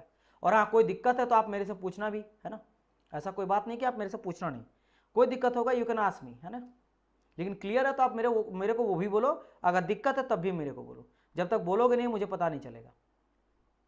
यहाँ से 25 बच्चे लाइव देख रहे हैं, है ना, तो सारे बच्चे रिप्लाई करो। चलिए, अगर यहाँ तक चीज़ें समझ गए होंगे आप लोग, आ गया होगा, कोई दिक्कत नहीं है, अब बढ़ते हैं आगे। अब समझना इससे क्या क्या चीज आपको रिजल्ट मिलता है। नहीं होता कि आपने मेहनत की, मेहनत का रिजल्ट होता है जॉब, मेहनत कर रहे हो आप, तो इसका रिजल्ट क्या मिला सर। ओके भरत, ठीक है डियर, क्लियर है, चलिए ठीक है। देखो क्या मैं करता हूं, अब देखो मैंने यहां पे जो क्या करा था, ये में एक फोर्स था Q, एक फोर्स था मेरा P एन, दो फोर्स था, उसके बीच में एंगल थीटा लेके हम लोग यहाँ पे मेजर किए थे। अब इस थीटा का वैल्यू को चेंज करके हम लोग अलग अलग वैल्यू ला सकते हैं। हो भी सकता है, आप बोल सकते हैं सर जी, हो सकता है कि Q और P जो है, ये मेरा Q रहा, ये P रहा, वो 90 डिग्री में एंगल रहा, तब क्या हम लोग फिर से फॉर्मूला कैलकुलेट, नहीं, अब कुछ करने का जरूरत नहीं है। बस क्या करो, ये जो रिजल्टेंट का वैल्यू है ना, इसमें आप सिंपल थीटा का वैल्यू पुट कर दो, आपको पता चल जाएगा रिजल्टेंट क्या आ जाएगा। यहां भी हम लोग थीटा, क्योंकि थीटा बेसिकली क्या है, angle between the two points क्या है मेरा, angle between the two points जो होता है मेरा P एंड Q का, वही तो मेरा थीटा है, तो theta equal to 90 value put कर देंगे। अच्छा आप बोलोगे सर ऐसा भी हो सकता है कि एक फोर्स मेरा इधर जा रहा है और एक मेरा इधर फोर्स जा रहा है, दोनों अपोजिट फोर्सेस जा रहा है, इसके बीच का एंगल मेरा 180 है, तब क्या करेंगे, कुछ नहीं करेंगे सर, थीटा का वैल्यू पुट कर देंगे हम लोग यहाँ पे भी 180 है ना, तो cos थीटा इक्वल टू आ जाएगा cos 180 equal to sin 180 equal to, उसी तरह से रिजल्टेंट के लिए cos आपका 180 की वैल्यू पुट कर देंगे, तो पता चल जाएगा कितना आपका वैल्यू आएगा रिजल्टेंट डायरेक्शन, है ना। तब अच्छा बोलेंगे सर आपने अभी जस्ट कहा था कि अगर अपोजिट डायरेक्शन में रहता है तो घटा देते हैं, क्योंकि ये तो एक तरह से ऐसा ही हो गया, पैरेलल जैसा ही हो गया, क्योंकि मैंने कहा था ना सेम डायरेक्शन, मतलब ये रहा मेरा P फोर्स और इसी के ऊपर जा रहा मेरा Q फोर्स, तो जोड़ देते हैं P प्लस Q। तो जब मैं यहाँ पे बोला कि सर ये भी तो हो सकता है कि एक फोर्स ऐसे जा रहा P और उसी डायरेक्शन में जा रहा Q, तो सर यहाँ तो थीटा इक्वल टू 0 आ जाएगा, क्योंकि एंगल है ही नहीं भाई साहब, ये एंगल धीरे धीरे ऐसे ऐसे बढ़ते जाता ना, ये रहा 90, ये रहा 180, तो अगर सर इसी के ऊपर है तब तो एंगल 0 है, तो सर तब क्या बिल्कुल आपका P प्लस Q आएगा, बिल्कुल आएगा, अभी मैं आपको प्रूव करूंगा कैसे आएगा। और जब मैं बोला कि इधर से अपोजिट अपोजिट जा रहा है और P इधर है Q इधर है, तो यहाँ पे हम लोग रिजल्टेंट निकालने के लिए P प्लस Q कर देते हैं। तो क्या इस डेरिवेशन से आपका सब कुछ जीरो रो हो के केवल और P और Q बचता है, तो अभी देखेंगे और अभी मैं आपको प्रूव करूंगा इसी फॉर्मूला के थ्रू कि जब इसी को मैं सेम साइड लेके चलूंगा, दोनों को सामने सामने P एंड Q, तो इसका वैल्यू यही आएगा। और जब अपोजिट लेंगे, P इधर जा रहा है और Q इधर जा रहा है, तो ऑटोमेटिकली देखोगे कि आपका यही वैल्यू आएगा। अभी देखो कैसे, तो चलो वही चीज समझते हैं। तो देखो सबसे पहले मैं क्या लिया हूं कि मान के चलते हैं कि दोनों के बीच का एंगल क्या है, 90 है। हो भी सकता है भाई फोर्स ऐसा लग रहा है, कोई ऐसा लग रहा है, मान लो कोई इस तरह से कोई धक्का लग रहा है कोई डिब्बा में, कोई इस तरह से फोर्स यहाँ के खींचना चाह रहा है नीचे से, और एक डायरेक्शन इधर से लग रहा है, कोई सेंटर से इधर से, ऐसे आ सकता है, यहाँ से भी सेंटर से लग रहा है, फिर भी तो 90 जाके बनेगा, ऐसे लग सकता है, बिल्कुल लग सकता है। कोई बोलता नहीं है कि भाई बीच बीच में इसको रस्सी बांधो उसको खींचो, और कोई इधर से भी खींचेगा, है ना, ऐसे भी हो सकता है। उस केस में क्या होगा सर मेरा, तो सिंपल सा लॉजिक है, मुझे पता है कि वैल्यू ऑफ द रिजल्टेंट क्या हो जाता है, p square plus Q square plus 2pq cos theta, रट लो, p square plus Q square plus 2pq cos theta, where p and q is the forces और theta is the angle between the two forces. तो theta कितना लेके चलेंगे 90, और cos 90 equal to होता है 0, ऑटोमेटिकली cos 90 इक्वल टू 0, तो पूरा खत्म, ये 0 इंटू देखो 2pq इंटू 0 करेंगे तो पूरा का पूरा वैल्यू 0, तो पूरा का पूरा वैल्यू हो जाएगा 0। जैसे पूरा का पूरा वैल्यू 0 हो जाएगा तो बचेगा ओनली क्या, root under p plus Q square. तो ये आपका रिजल्टेंट होता है इन केस ऑफ जब भी आपको बोला जाए कि दो टू फोर्सेस आर, देखो ये भी आप बोलेंगे सर ये मेरा क्या नॉन पैरेलल फोर्स है, बिल्कुल ये भी मेरा क्या है, मेरा नॉन पैरेलल फोर्सेस ही है, नॉन पैरेलल फोर्सेस है। कैसे, देखो एक एंगल पे तो है 90 एंगल तो है, एक दूसरे को कट भी कर रहा है, इंटरसेक्ट कर रहा है ना, तो इसको बिल्कुल पैरेलल नहीं बोलेंगे, डायरेक्शन देखो धीरे धीरे बढ़ते जा रहा बढ़ते जा रहा बढ़ते जा रहा बढ़ते जा रहा बढ़ते जा रहा, तो it's a non parallel forces. तो यहाँ पे आपको समझ आया, जब भी कोई बोला कि नॉन पैरेलल फोर्सेस है, दो नॉन पैरेलल फोर्सेस लेकिन both forces are at 90 degree, तो आपको रिजल्टेंट याद रखना direct P square plus Q square, आपको बार बार ये लिखने का जरूरत नहीं है, आप यहाँ से समझ गए। सेकंड चीज, अगर बोलोगे सर इसी में डायरेक्शन कैसे निकालेंगे, तो डायरेक्शन क्या आ जाता है भाई, पहले बात थीटा वैल्यू पुट करेंगे, तो भाई साइन 90 इक्वल टू क्या है, साइन 90 इक्वल टू 1 होता है, और cos 90 तो अभी हम लोग देखे 0 आ जाता है, तो सिंपली साइन 90 ऊपर में क्या आ जाएगा, एक वैल्यू तो ओनली बचेगा q, क्योंकि इसका वैल्यू तो 1 आ जाएगा, और नीचे में 0, ये पूरे का पूरा वैल्यू हो जाएगा 0, तो नीचे वैल्यू ले जाएगा p, मतलब कि सिंपल क्या आ जाएगा कि tan phi equal to q divide by p। देखो कितना इजी हो गया, अगर 90 हो गया, 90 अगर एंगल में रहेगा और डायरेक्शन निकालना है, तो बस सिंपली क्या करेंगे, जो दोनों फोर्स है ना, वो फोर्सेस का हम लोग क्या लेंगे, रेशियो ले लेंगे, और उन दोनों का स्क्वायर करके रूट अंडर लगा देंगे, तो रिजल्टेंट मुझे मिल जाएगा। रिजल्टेंट क्या आ जाएगा, मिल जाएगा। अब यहाँ पे एक चीज मैं आपको यहाँ पे जो ब्रैकेट में समझाया हूँ, एक चीज को मेंशन कर रहा हूँ which is very very important. Sometime क्या करते हैं बच्चे, जो मैं बताता हूँ वही लेके चलेंगे और बाद में कंफ्यूज हो जाते हैं। जैसे कि अगर मैं यहाँ बात कर रहा था, दोनों एंगल पे था, यहाँ तो 90 डिग्री लिया गया, इस तरह से दो एंगल लिया था जिसमें एक मेरा क्या है, एक मेरा क्यू फोर्स था इस तरह से, एक मेरा क्यू फोर्स था और एक मेरा यहाँ लिए थे पी फोर्स, और इसके बीच का एंगल क्या लिए थे हम लोग थीटा। और अगर मैं जब रिजल्टेंट लिया था तो ये मेरा था रिजल्टेंट आर, और आर से लेकर यहाँ तक का फाई हम लोग लेके चले थे, यही हम लोग लेके चले थे। ऊपर में हमेशा क्यू माने हैं, नीचे को पी माने फोर्स, नीचे को क्या माने हम लोग, पी फोर्स यहाँ पे माने हैं, ठीक है। लेकिन अगर मैं बोलता क्या हूं कि यहाँ पे देखो इसको मैं क्यू ना बोल के इसको मैं पी बोल दूंगा, और इसको पी ना बोल के इसको मैं क्यू बोल दूंगा, अब क्या होगा सर, क्या अभी भी कोई वैल्यू में चेंज आएगा या चेंज नहीं आएगा? चेंज आता है, चेंज आता है। तो चेंज देखो, पहली बात रिजल्टेंट में कोई चेंज नहीं आता, डायरेक्शन में चेंज आता है। जैसे रिजल्टेंट क्या आ जाता है, अभी भी वही होगा P square plus Q square plus 2pq cos theta, इसमें कोई भी चेंज नहीं होगा, रूट अंडर सेम का सेम, चाहे ये मेरा पी रहे या क्यू रहे, इधर उधर कर दिए। लेकिन जो हम लोग tan फाई देखते हैं ना, tan फाई है ना, tan फाई इक्वल टू हम लोग क्या मानते हैं, बोलते हैं Q sine theta divide by P plus Q cos theta. अब यहां पे आ जाता चेंज, यहां पे आपको चीजों को समझना पड़ेगा। अब बोलेंगे सर कैसे, क्या समझने वाली बात है, क्या चेंज करेंगे? देखो ध्यान रख देना, अगर आप यहां पे देखते हो, जैसे अगर मैंने माना था सबसे पहले पी एंड क्यू, जैसे पहली बात, एक सेकंड में इसको हटाता हूं थोड़ा सा, ठीक है, और मैं दोनों यहाँ पे फिगर लेके चलता हूँ। देखो सेकंड फिगर में इसको P मान दिया गया, पहले हम लोग लिए हैं पहला वाला में, तो पहला वाला तो इसको हम लोग लेके चले Q, और इसको हम लोग लेके चले हैं P, और फिर मैं यहाँ पे क्या लिया हूँ, ले लिया हूँ R रिजल्टेंट, और R के साथ यहाँ बना रहा क्या मेरा फाई बना रहा, फाई बना रहा है, फाई।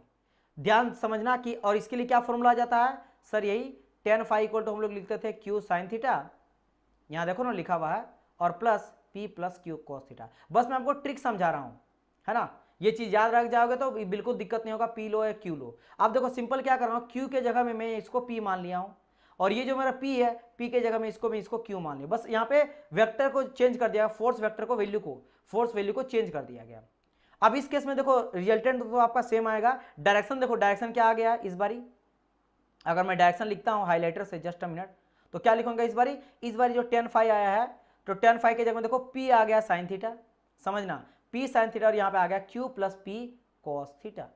ये कौन सा केस है, जब मैं सर ऐसा रिजल्टेंट आपका r और फाई अभी भी फाई, लेकिन इस बार यहाँ पे p आया, यहाँ पे q आया, समझना। देखो मैं ट्रिक आपको बताता हूँ, ट्रिक सिंपल सा ये है कि जिसके साथ भी ये फाई को लिया गया है, ध्यान समझना, जिसके साथ भी फाई को लिया गया है, जिसके साथ भी फाई को लिया गया है, उसको क्या करेंगे डियर स्टूडेंट, अलग रखेंगे, वो नीचे में आएगा, बिल्कुल अलग आएगा, वो किसी भी एंगल के साथ रिलेट नहीं करेगा। अब बोलेंगे सर क्या मतलब है, मैं आपको ग्रीन कलर से हाईलाइट करके समझाता हूं।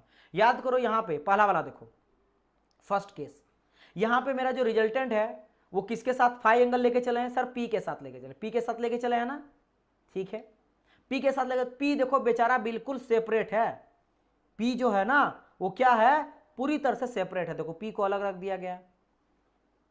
बाकी क्या है, बाकी कुछ भी याद नहीं रखना, जो जिसके साथ एंगल नहीं है लिए हैं उसको क्यू ऊपर में साइन थीटा और नीचे में कॉस थीटा वैल्यू पुट करना। देखो ऊपर में क्यू के साथ साइन और क्यू के साथ कॉस।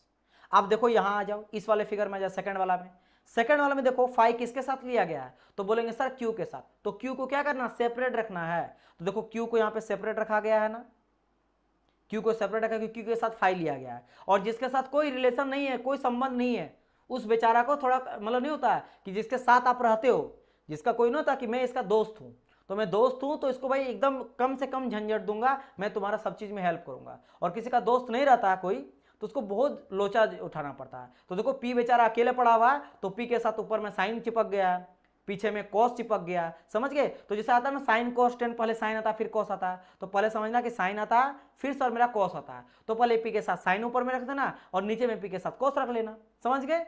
इससे क्या होगा कि अगर कभी कभी आपका वो एग्जाम में दे दे कि इस तरह आपको फिगर वाइज दे दे और बोला जाए कि इसका बताइए मेरा क्या हो जाएगा डायरेक्शन ऑफ द रिजल्टेंट, तो आप कंफ्यूजन नहीं होगा, चाहे पी रहेगा कॉस रहेगा या आर रहेगा, एस बोलेगा, टी बोल देगा, क्योंकि मान लो मैं अभी अगर बोला पी कॉस, लेकिन यहां बोल दिया कि ये आर है और ये मेरा एस है, और फिर यहाँ पे बोल दिया इसके साथ फाइव रिजल्टेंट निकालो, तो कंफ्यूज आप हो जाते हो।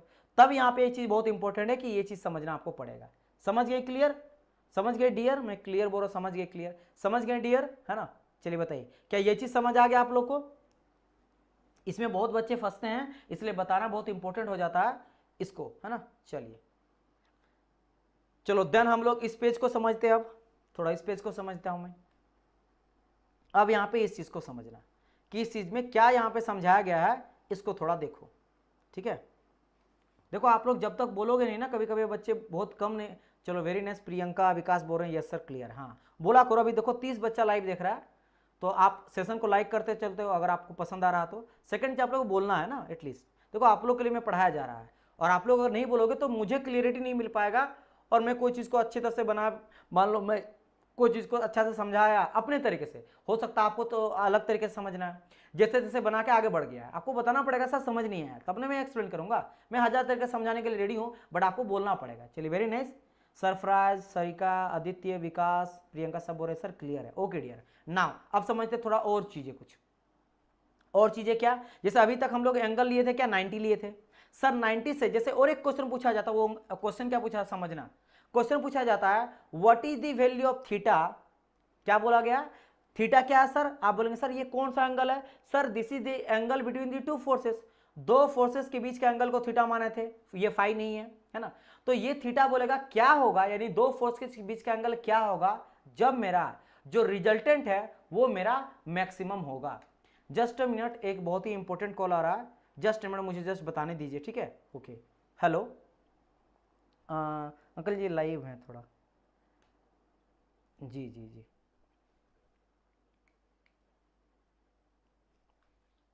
ओके सो अब घर से आ गया था कॉल, तो इसीलिए मुझे उठाना पड़ा।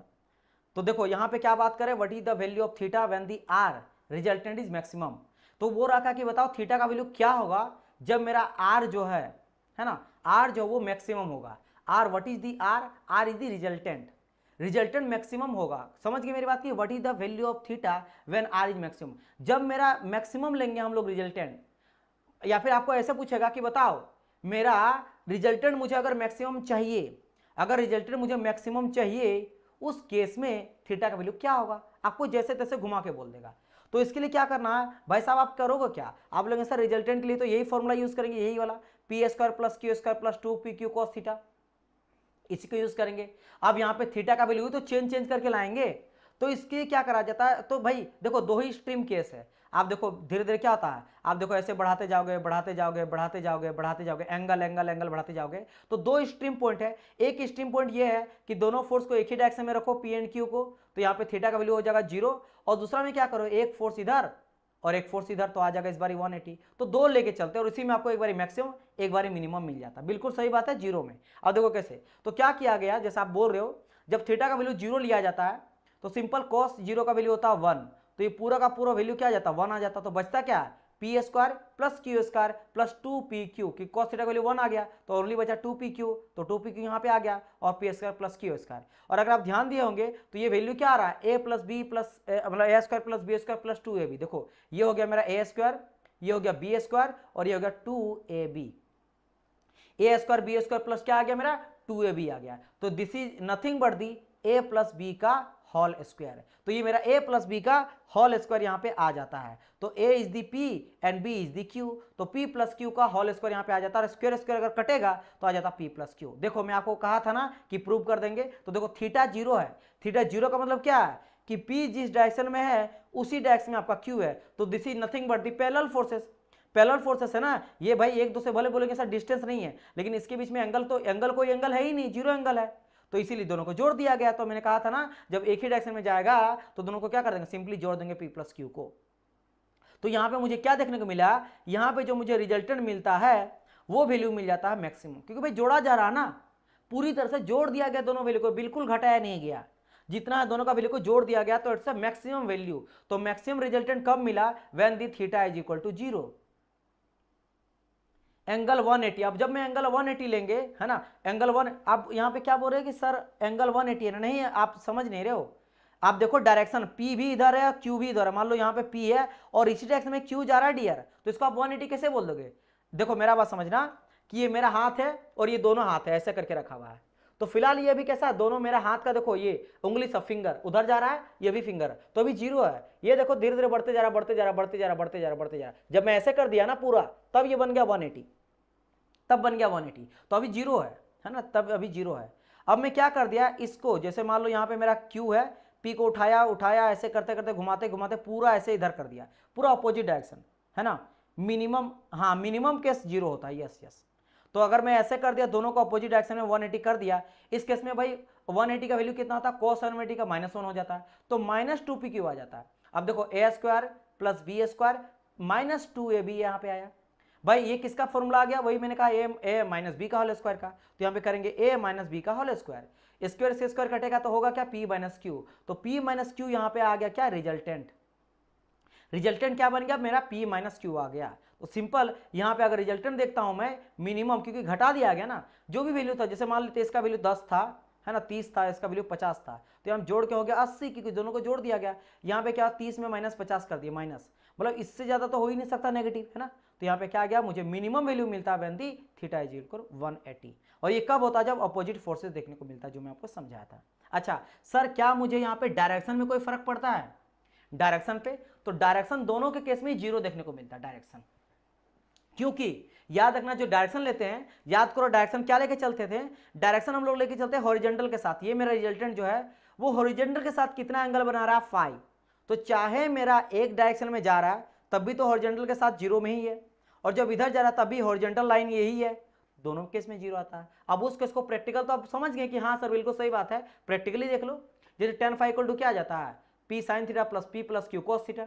तो भाई साहब यहाँ पे क्या, जब थीटा का वैल्यू 0 लेंगे तो sin 0 इक्वल टू 0 आ जाता है, और cos 0 इक्वल टू 1 आ जाता है, समझ गए। तो sin 0 का वैल्यू 0 पुट करो, तो ये यहाँ पे 0 वैल्यू पुट करो, पूरा का पूरा वैल्यू हो जाएगा यहाँ पे 0, है ना। तो p इंटू 0, और यहाँ पे cos थीटा का वैल्यू 1, तो p प्लस क्यू आ जाएगा, तो 0 बटा समथिंग इक्वल टू 0, तो आ गया ना tan फाई इक्वल टू 0। और सिमिलरली यहाँ पे बात करेंगे, अगर थीटा इक्वल टू 180 ले लेंगे तो 180 साइन 180 का वैल्यू होता है 0, और cos 180 का वैल्यू होता है -1, तो साइन 180 का वैल्यू 0 आ गया, तो p इंटू फिर से 0, और यहाँ पे अगर माइनस भी लेंगे तो कोई दिक्कत नहीं, फिर भी 0 बटा समथिंग मेरा 0 ही हो जाता है। तो घुमा फिरा के यहाँ पे क्या जाता है, direction of the resultant in both case maximum minimum result में जो है आपका वैल्यू क्या देता है, 0 ही देता है। डन, सुपर्ब, यस, समझ गए ना, थैंक यू डियर। चलिए, कितने बच्चों को ये समझ आया, रिजल्टेंट क्या होता है, पैरेलल फोर्सेस, नॉन पैरेलल। इसीलिए जो जितने भी आप पढ़ते हो ना इंजीनियरिंग में, चाहे मैं बात करूं इंजीनियरिंग मैकेनिक्स का, सोम का, टॉम का, फ्लूइड का, अधिकतर जो फोर्स कैलकुलेट किया जाता है ना, वो कैलकुलेट करते हैं नॉन पैरेलल का ही। अभी कहानी स्टार्ट हुआ, बिल्कुल टेंशन ना लो, अभी और मजेदार होगा, और क्लासेस में और सारा चीज समझ में आपको आएगा, है ना। अधिकतर चीजें जो होता है ना दुनिया में देखने को मिलता है, वो नॉन पैरेलल फोर्सेस होता है। पैरेलल फोर्स से तो किसी तरीके से आप जुर्म निकाल सकते हो, नॉन पैरेलल के ही ये सारा तिगड़म अपनाते हैं। और अभी एक लॉ ने अभी कई सारा और लॉ के बारे में डिस्कस करेंगे, और इन सभी लॉ के थ्रू हम लोग क्या करते हैं, नॉन पैरेलल फोर्सेस से निकालते हैं। अच्छा, और एक थोड़ा सा चीज मैं बता देता हूं, देन क्लास को ऑफ कर देंगे हम लोग, है ना। लास्ट में थोड़ा सा एक चीज बताता हूं, इसके बाद क्लास को ऑफ कर देंगे, बिकॉज इसके बाद हम लोग जो है एक न्यू कॉन्सेप्ट को स्टार्ट करने वाले हैं। इसके बाद क्या करेंगे, एक न्यू कॉन्सेप्ट को स्टार्ट करेंगे, है ना। क्या करेंगे, एक न्यू कॉन्सेप्ट को स्टार्ट करेंगे, और वो क्या, ये देख लो। जैसे कि कभी कभार क्या पूछा जाएगा कि जैसे आपको समझ में आ गया सर, मेरा जो नॉन पैरेलल फोर्सेस क्या होता है, वो एक एंगल में होता है। तो ये मान लो ऐसा कुछ करके कहीं फोर्स लग रहा है बीम है, इस बम में कई तरह का फोर्सेस लग रहा है। मान लो इस तरह से एक लग रहा है F1 फोर्स, है ना, कुछ ऐसे यहाँ पे फोर्स लग रहा है F2 फोर्स, ऐसे लग रहा है ना, कुछ मेरा ऐसे लग रहा है समथिंग, मान लो कुछ यहाँ पे इस तरह से लग रहा है, कहीं से लग रहा है F3 फोर्स। अब इसको आपको रिजल्टेंट कैसे निकालोगे, सबका वैल्यू आपको कैलकुलेट करना पड़ेगा, राइट। तो क्या करते हैं, यस यस, होगा होगा, बिल्कुल बिल्कुल होगा डियर, है ना। अब इसको मैं कैसे निकालूंगा उसको समझो, यहाँ पे उसको कैसे निकालोगे वो समझो। यहाँ पे क्या होता है कि जैसे समझना कि मान लेते किसी एक पॉइंट से ले लेता हूं मैं, एक पॉइंट है यहाँ पे इस तरह से जा रहा है, जैसे यहाँ पे एक पॉइंट है ना, ये समथिंग मेरा एक पॉइंट है, पॉइंट आपका O है, तो पॉइंट O है, इस पॉइंट O से मेरा F1 यहाँ फोर्स गया है। तो क्या करोगे आप, इसको ना रिजोल्व करता हॉरिजॉन्टल वर्टिकल में आपको रिजल्व करना पड़ेगा, किसमें, हॉरिजॉन्टल में, वर्टिकल में। तो देखो यहाँ पे हॉरिजॉन्टल कौन सा आ जाएगा, तो बोलेंगे सर ये जो हो जाएगा सम ऑफ दी हॉरिजॉन्टल आ जाएगा, हॉरिजॉन्टल हॉरिजॉन्टल। और इधर आप बात करेंगे तो दिस इज में वर्टिकल वर्टिकल, ठीक है, ये मेरा वर्टिकल हो जाएगा, नीचे में हॉरिजॉन्टल आ जाएगा, पीछे भी इस तरह से वर्टिकल हॉरिजॉन्टल। तो हॉरिजॉन्टल वर्टिकल कंपोनेंट हम उसको कैलकुलेट करते हैं। अब कैसे करते हैं, आपको यहाँ पे एक जो थीटा है जरूर दिया रहेगा, थीटा, चाहे फोर्स के साथ मेरा इसके साथ दिया रहे थीटा, या फिर इसके साथ थीटा दिया रहे, कोई भी थीटा है वो आपको दिया रहेगा। तो मान लेते फिलहाल अभी नीचे के साथ दिया रहेगा, तो जिसके साथ भी थीटा दिया रहेगा वो वैल्यू हमेशा कॉस में आ जाता है। तो यहाँ पे F1 का वैल्यू जो रहेगा वो क्या आ जाएगा, F1 cos थीटा। और ऊपर वाला जो रहेगा ना ऊपर तरफ से ये आ जाएगा क्या मेरा F1 साइन थीटा। तो यहाँ पे क्या आ जाएगा कि देख सकते हो ये हटा दो ये भी हटा दो, है ना। यहाँ पे क्या हो गया, इस तरह से आप इसको रिजोल्व कर दिए। अब इसको चाहते हो F1 को हटा दो, आप F1 को हटा दो, F1 का काम खत्म। यहाँ पे आपका दो फोर्स निकल गया, क्या निकल गया, एक निकल गया क्या मेरा F1 sine theta F1 cos theta. अब मान लो यहाँ पे जो मेरा था F1 इसका वैल्यू 10 रहता तो यहाँ पे सिंपल और थीटा का वैल्यू दिया रहता कुछ 30 डिग्री, तो सिंपल लेता 10 साइन 30 और यहाँ पे आ जाता 10 कॉस 30। इसका वैल्यू आप कैलकुलेट करके कैल्सियम में लाते और आपको पता चल जाता कि हॉरिजॉन्टल वर्टिकल कितना फोर्स है। सेकंड आप समझो, सेकंड समझ लो, सेकंड समझ लो। सेकंड ये चीज है कि सेम चीज वही फोर्स है कि इंक्लाइंड पे है ना। अगर मैं सेम एक फोर्स ले लेता हूं, this is the force F1, फिर एक पॉइंट से आ रहा है, लेकिन इस बार आपको एंगल जो दिया है ना वो वर्टिकल के साथ थीटा एंगल में दिया है कि वर्टिकल के साथ थीटा एंगल बना रहा है। अब क्या होगा, फिर से जब रिजल्व करोगे इसको sum of the horizontal sum of the vertical, तो सम ऑफ दी हॉरिजॉन्टल में बात करेंगे तो हॉरिजॉन्टल में क्या आ जाएगा, थीटा किसके साथ दिया, वर्टिकल के साथ, तो इधर आ जाएगा इस बार F1 cos थीटा, ऊपर में cos थीटा और नीचे में आ जाएगा F1 sin थीटा। इस तरह से हम लोग कैलकुलेट करते हैं। और कभी कभार क्या था, नंबर ऑफ फोर्स लगा रहता है फिर भी आप इसी तरह से ही कैलकुलेट करोगे, वो भी मैं आपको समझा देता हूं। नंबर ऑफ फोर्स किसी बीम में अगर एक ही पॉइंट पे लग रहा तो जैसे मैं बोलूंगा कि यहाँ पे कोई इस तरह का एक है बॉल है, ऐसा लटका हुआ है हिंज, इसमें मेरा फोर्स लग रहा कई तरह का, जैसे कि यहाँ एक फोर्स है, यहाँ एक दूसरा मेरा फोर्स है, यहाँ एक मेरा मान लेते हैं तीसरा फोर्स लगा हुआ। अब इस सबको रिजॉल्व करना है, कैसे रिजॉल्व करेंगे। अच्छा और एक चीज, डायरेक्शन भी ध्यान रखना है जिस डायरेक्शन में जा रहा है। जैसे देखो ये अंदर की ओर जा रहा है ना, तो आपको अंदर में ही रिजॉल्व करना पड़ेगा, यानी एक फोर्स ऐसे आएगा एक फोर्स ऐसे आएगा, तो देखो ये सम ऑफ दी क्या हो जाएगा, वर्टिकल हो जाएगा, ये सम ऑफ दी हॉरिजॉन्टल फोर्स आ जाएगा। इसको भी अगर कैलकुलेट करेंगे तो कुछ ऐसे इधर और ऐसे इसको कैलकुलेट करेंगे, राइट। अब मान लेते हैं ये एंगल कहीं ना कहीं दिया रहेगा इसके साथ थीटा, तो ये क्या आ जाएगा, इसको अगर मैं बोलूंगा F1 तो ये आ जाएगा F1 cos थीटा आ जाएगा और ये आ जाएगा F1 साइन थीटा। ये मान लेते हैं थीटा इसके साथ बना हुआ है, इसको F2 मान लेते हैं तो ये आ जाता है F2 cos थीटा आ जाएगा और ये आ जाएगा F2 साइन थीटा आ जाएगा। और इसका अगर बात करें तो स्ट्रेट पूरा है तो ये F3 है तो F3 रह जाएगा इस तरह से। अब इसको रिजॉल्व करने के लिए क्या कर सकते हैं बताओ, इसको हटा दो, ये आपका केवल बच गया, इसको भी चाहे तो आप हटा सकते हो और इस तरह का वैल्यू आप निकाल सकते हो, समझ गए। इस तरह से यहाँ पे भी आप चाहे तो यहाँ पे निकाल सकते हो, है ना। इस तरह से आप निकाल सकते हो किसी भी एक पॉइंट के ऊपर, जिसके ऊपर आगे चलकर डिस्कस करेंगे अभी हम लोग, है ना। तो आपको ऐसा दिया जाएगा, आपको लगेगा सर ये तो पूरी तरह से अलग हो गया, से मान लो पॉइंट यहाँ दिया रहेगा ऐसे निकाल रहेगा ना, और ऐसे बाहर की ओर दिया रहेगा, इस केस में ऐसे बाहर की ओर दिया रहेगा, इस तरह से मान लो दिया गया है तो कैसे निकल जाएगा, ऐसे निकालोगे एक, ऐसे निकालोगे एक, ऐसे एक निकालोगे। तो अगर F मेरा है और ये थीटा है तो यहाँ जाएगा F cos थीटा और यह जाएगा F साइन थीटा, समझ गए। और ये मान लो F2 है तो ये F1 आपको दिया है। तो बाद में क्या कर सकते हो, आप इन सबको हटा सकते हो और मान लेते इसको भी एक एंगल में दिया रहेगा, तो जैसे इस एंगल में ऐसे दिया रहेगा तो इसको भी आप रिजॉल्व कर सकते हो। कैसे कैसे बताओ, ये बाहर की ओर जा रहा तो एक मेरा ऊपर की ओर जाएगा, एक मेरा नीचे इधर जाएगा, और ये मान लो इसके साथ है F2 तो क्या आ जाएगा, ये आ जाएगा F2 साइन थीटा इधर आ जाएगा और ये आ जाएगा F2 cos थीटा। और बाद में क्या कर सकते हो, सबको हटा दो, इंक्लाइंड वाला यहाँ से भी हटा दो।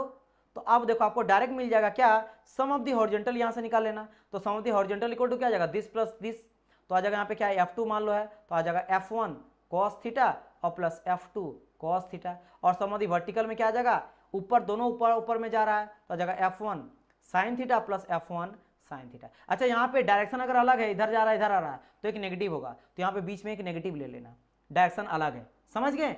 इस तरह भी ध्यान रखना, लेमिस थ्योरम भी आगे पढ़ेंगे डियर, है ना। ये है तो यहाँ भी देख सकते हो आपका इधर निकालेगा इधर निकल जाएगा, ये वाला चीज है इधर निकल जाएगा और इधर निकल जाएगा, इसको भी निकालोगे तो आपका एक निकल जाएगा किधर, sum of the horizontal sum of the vertical, जिधर भी थीटा दिया रहेगा उससे आप निकाल सकते हो। बस कहानी खत्म हो गया डियर, टेंशन ना लो।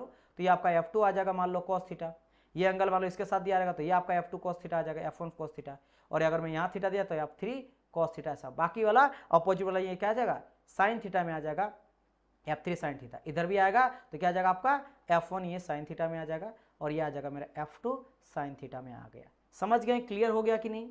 सर F2 को रिजॉल्व करके करें फिर से, F2 को इस वाले को, ठीक है एक काम करता हूँ फिर से मैं समझा देता हूँ। ये मेरा बॉल था, ये मैं मेरा मान लो F1 यहाँ पे ऐसे करके लग रहा था, है ना, और एक कुछ मेरा ऐसे करके लग रहा था, ऐसे कुछ F2 यहाँ ले लेता हूँ। देखो रिजॉल्व में कर देता हूँ, ये मेरा पहले गया इधर वर्टिकल में और गया हॉरिजॉन्टल में, और थीटा एंगल बना रहा मान लो इसके साथ, तो इसके साथ क्या आ जाएगा F2 cos थीटा और ये आ जाएगा मेरा F2 साइन थीटा। इसको भी रिजॉल्व करेंगे तो एक मेरा ऊपर डायरेक्शन में जाएगा, मेरा इधर जाएगा, और थीटा इस बार एंगल बना रहा मान लो इसके साथ, है ना, या फिर इस बार मैं अलग कर लेता हूँ, इस बार थीटा जो एंगल बना रहा है ऊपर के साथ बना रहा है, किसके साथ, इसके साथ थीटा बना रहा है, तो इस बार क्या होगा, ये निकल जाएगा मेरा क्या, फिर से इस वाला वैल्यू क्या आ जाएगा, F1 cos थीटा, और यह हो जाएगा मेरा F1 साइन थीटा।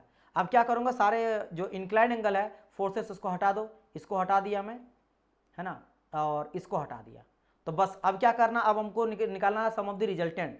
तो रिजल्टेंट निकालने के लिए R इक्वल टू क्या पता है, अब देखो ये 90-90 एंगल में आ रहा है ना, इन दोनों को जोड़ देंगे अगर, तो मैं ये भी कर सकता हूँ, ऊपर में अब डायरेक्ट कर दो क्या कि F2 साइन थीटा और प्लस F1 कॉस थीटा, और अगर मैं बात करूंगी इधर में, तो इधर क्या आ जाता है, ये आ जाता है आप मेरा F1 साइन थीटा, और इधर क्या जा रहा है, ये जा रहा है, देखो ये भी ऑपोजिट डायरेक्शन में, तो चाहे तो घटा सकते हो, F2 कॉस थीटा आप ऐसे भी लिख सकते हो, और दूसरा भी तरीका मैं आपको बता दे रहा हूं कि काम करते हैं दोनों को, चूंकि ऑपोजिट डायरेक्शन में है और भी पैरेलल है, तो इसको घटा देते हैं, F1 साइन थीटा माइनस कर देंगे क्या यहाँ पे, F2 कॉस थीटा। अब देखो कितना इजी हो गया। अब क्या आपने कर दिया, या आपने क्या कर दिया, सिंपल आपने दो फोर्स यहाँ पे लिया है, और वो कैसा हुआ है, एक जैसा से 90 डिग्री यहाँ पे बना रहा है, 90 डिग्री एंगल बना रहा है, तो हो गया ना रिजल्टेंट इक्वल टू 90 में क्या आ जाता, अभी देखो जब मैं 90 का बात किया था, तो 90 के केस में थीटा जब 90 लेके चले थे, तो रिजल्टेंट क्या था, p square plus Q square. इसीलिए आप देखोगे जब भी इस तरह का फोर्स निकाला जाता है ना, न्यूमेरिकल बनाते हो, तो सम ऑफ दी ये वर्टिकल होता है, ये सम ऑफ दी हॉरिजॉन्टल होता है, और कैसे करते हैं, सम ऑफ दी वर्टिकल का square plus sum of the horizontal का स्क्वायर रूट अंडर में, this is nothing but the ये मेरा पी और क्यू फोर्स है, और हम लोग वही बात है कि P square plus Q square लेके चल रहे रूट अंडर में रिजल्टेंट निकालने के लिए, और ये आर स्क्वायर जब हटेगा तब रूट अंडर चढ़ जा रहा, तो यही आपका है ना। और इसी के लिए डायरेक्शन आप देखोगे कई बार आप निकालते हो, 10th में भी निकालोगे, 10th 11 12 में, कि tan phi इक्वल टू क्या करते हैं, sum of the vertical divide sum of the horizontal, तो ये भी कहीं ना कहीं इसी से आता है, क्योंकि आप पता है कि जब मैं tan phi निकालता हूं तो आपका p और q दोनों फोर्स का एंगल याद होगा, मैं बहुत बार इस तरह का आप लोग बनाए होंगे कभी ना कभी, अपने सेमेस्टर में बनाएंगे, इंजीनियरिंग के टाइम पे पढ़ते टाइम पे, है ना, डिप्लोमा में किए होंगे कोई तो, या फिर आप 10th 12th किए होंगे साइंस वगैरह, IIT जे वगैरह निकाले तब इस तरह का आता है, ये इसीलिए आता है क्योंकि बेसिकली 90 डिग्री का आता है। क्लियर, समझ गए, ये निकाला जाता, तो यहाँ पे क्या करेंगे, सम ऑफ दी जोनों को जोड़ा, इसका वैल्यू पड़ दिया, सम ऑफ दी वर्टिकल के जगह में क्या लेके चलेंगे, वर्टिकल आपका क्या था, F2 sine theta plus F1 cos theta, plus आ जाएगा यहाँ पे क्या, प्लस कर देंगे क्या, F1 sign theta plus F2 minus यहाँ पे लगेगा माइनस F2 कॉस थीटा, ठीक है, यहाँ पे बीच में क्या है मेरा, माइनस है ना, यहाँ बीच में क्या लगा है मेरा, माइनस है, इस चीज का ध्यान रखना, माइनस, और ये रूट अंडर में, इसका वैल्यू निकालना, वैल्यू पुट करेंगे आपका निकल जाएगा, और जो आपका निकलेगा सम ऑफ द वर्टिकल वाला निकलेगा, है ना, उसको ऊपर में लिखना, वर्टिकल यहां से आ जाएगा वैल्यू, समझ गए, क्लियर सर, tan थीटा की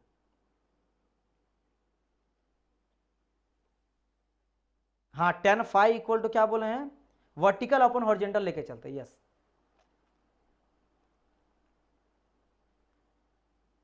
ठीक है,